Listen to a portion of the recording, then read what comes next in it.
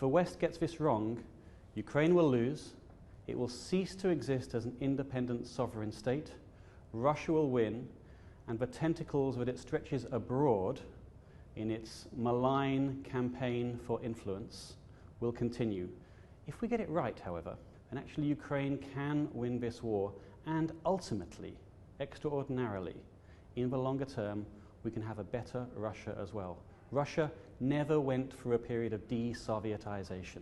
So this, in a sense, is doing what we should have done almost 30 years ago and gotten Russia to answer for the crimes of the Soviet Union. The biggest mistake we ever made was to think that because Russia was no longer communist, it was no longer a threat. Moscow has persisted for years in high-profile incidences such as attacks on critics of the regime to more low-profile incidences ranging from trolling to cyber attacks to just that constant and steady stream of disinformation.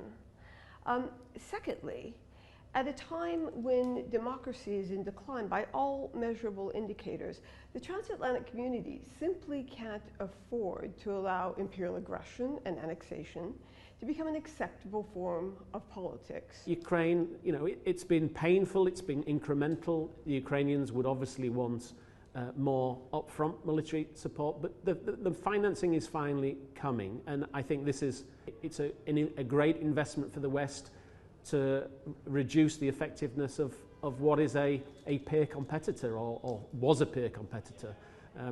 Each tank that is provided to Ukraine is one tank less for NATO to face in the future, and I think what we've learned through this conflict is Russia is not only attacking Ukraine, it's attacking us, our system of Western liberal market democracy. The West should allow Ukraine to fight this war to the conclusion, and that is up to Ukrainians, of course, to decide what that conclusion is.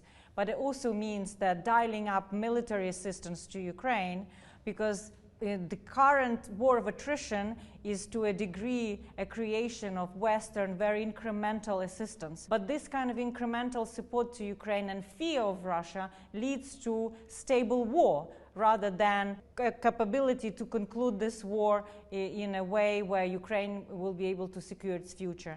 And also there must be a justice for war crimes that have been committed in Ukraine. There has to be a certain truth-telling and accountability for this act of aggression in Europe.